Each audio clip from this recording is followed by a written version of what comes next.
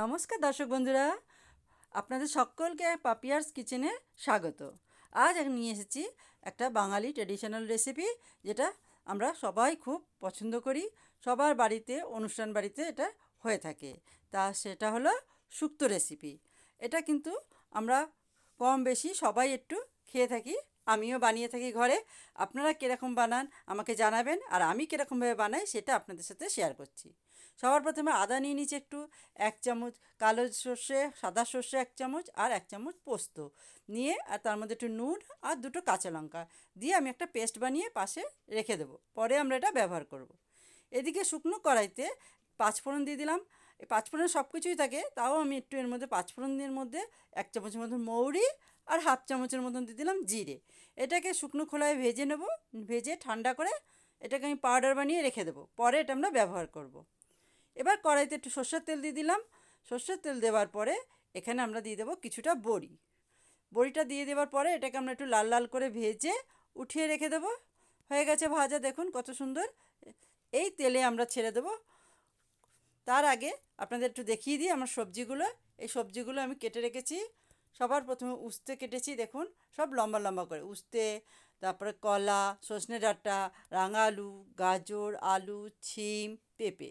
এছাড়াও আমি বেগুনকেও ধুয়ে চারফালা করে কেটে নুন হলুদ মাখিয়ে রেখেছি। এই উস্তে তেলের মধ্যে আমি আগে উস্তেটা ভেজে নেব। উস্তেটার মধ্যে একটুখানি নুন আর একটুখানি হলুদ দিয়ে একদম কড়া কড়া করে আমি একটু ভেজে উঠিয়ে রাখবো। দেখেন, এই তেলের মধ্যে আবার আমি দিয়ে দিলাম বেগুনগুলো, যেটা আমি বললাম আপনাদেরকে আমি কেটে নুন হলুদ মাখিয়ে রেখেছিলাম। সেটাকেও ভালোভাবে ভেজে আমি উঠিয়ে রাখলাম। কড়াইতে একটু তেল দিয়ে দিলাম, আবার দিয়ে পাঁচফোড়ন সম্বারা দিলাম, 2টো তেজপাতা আর 2টো শুকনো লঙ্কা। এরপরে এই আলুগুলো দিয়ে দিলাম। এক এক করে সব সবজিগুলো এখন এর মধ্যে আমরা ছেড়ে দেবো। একবার করে একটু নাড়াবো, আর একবার করে সবজিগুলো দিয়ে দেবো। আলু আর গাজর দিলাম, এরপরে দিলাম রাঙা আলুটা, তারপরে দিয়ে দেবো এর মধ্যে। দেখুন একটুখানি নাড়িয়ে নিলাম, মিশিয়ে নিলাম সবগুলো। তারপরে দিয়ে দিলাম কলা দেবো, তারপর একটু নাড়িয়ে নেব। নাড়িয়ে এরমভাবেই আমরা সব সবজিগুলো ধীরে ধীরে সব দিয়ে দেবো। পেঁপেটাও দিয়ে দিলাম এরপরে। তারপরে দিয়ে দেবো সজনে ডাঁটা। আমি সব, দেখুন সবজিগুলো কিন্তু লম্বা লম্বা করে কেটেছি। দেখতে খুব সুন্দর লাগে। শুক্তো সবজিগুলো যদি এরকম লম্বা লম্বা করে কাটা হয় না, তাহলে খুব সুন্দর লাগে দেখতে। এরপর শিমও দিয়ে দিয়েছি কথা বলতে বলতে। এবার নুন দিয়ে দিলাম একটু, আর হলুদ দিয়ে এবার এটাকে আমরা ভাজতে লাগবো একটু। ভালোভাবে এটাকে আমরা ভেজে নেব। ভাজা হয়ে গেলে যে মশলাটা আমরা বেটে রেখেছিলাম আদা, সর্ষে আর পোস্তর, সেই পেস্টটা আমরা এখন এর মধ্যে দিয়ে দিলাম। দিয়ে একটু ভালো করে মিশিয়ে নেব। আর আমি 1 চামচ রাঁধুনি বেটে রেখেছিলাম, এটা কিন্তু অবশ্যই দেবেন। এটা দিলে কিন্তু শুক্তোর টেস্টটা কিন্তু দ্বিগুণ হয়ে যায়। এটা অবশ্যই দেবেন, এটাকে স্কিপ করবেন না।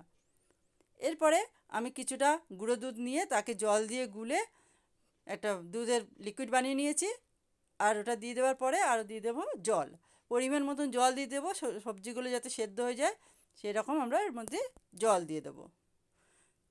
দেখুন জল দিয়ে সব পুরো মিশিয়ে ফুটাতে দিলাম। ফুটে গেছে,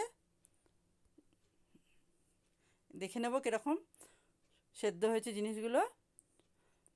না, আর একটু সেদ্ধ হবে, অল্প একটু সেদ্ধ হবে এর মধ্যে। এখন এর মধ্যে আমি দিয়ে দেবো, দেখুন ঢেকে রেখে দেবো কিছুক্ষণ, তারপর আমি এর মধ্যে বাকি জিনিসগুলো দেবো। কিছুক্ষণ হয়ে গেছে, এখন ঢেকে নিচ্ছি ঢাকনা খুলে। যে বড়িটা ভেজে রেখেছিলাম আমরা, সেই বড়িগুলো দিয়ে দিলাম। দেখুন বেগুন দিয়ে দিলাম, কাঁচা লঙ্কা কটা চিড়ে রেখেছিলাম সেই কাঁচা লঙ্কাটাও দিয়ে দিলাম। ঝাল আর নুনটা আপনারা কিন্তু আপনাদের টেস্ট হিসাবে দেবেন। আর সামান্য একটুখানি চিনিও দিয়ে দেবেন, 2-1 দানা চিনি। ফুটে গেছে, ভালোভাবে ফুটে গিয়ে সেদ্ধ হয়ে গেছে সবজিগুলো একদম। দেখুন সবজিগুলো যদি ভালোভাবে একটু সেদ্ধ হয়ে যায়, না মিশে যায়, তাহলে কিন্তু ভালো লাগে না। এখন সে যে পাউডারটা আমরা বানিয়ে রেখেছিলাম, সেই পাউডারটা আমি 2 চামচ এর মধ্যে দিয়ে দিলাম।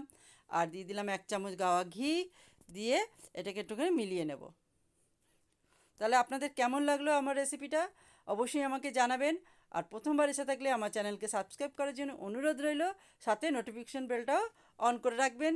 আমি যখনই কোনো ভিডিও ছাড়বো সঙ্গে সঙ্গে নোটিফিকেশান আপনাদের কাছে পৌঁছে যাবে। আর যারা আমাকে করে রেখেছেন সাবস্ক্রাইব, তাদেরকে অসংখ্য অসংখ্য ধন্যবাদ।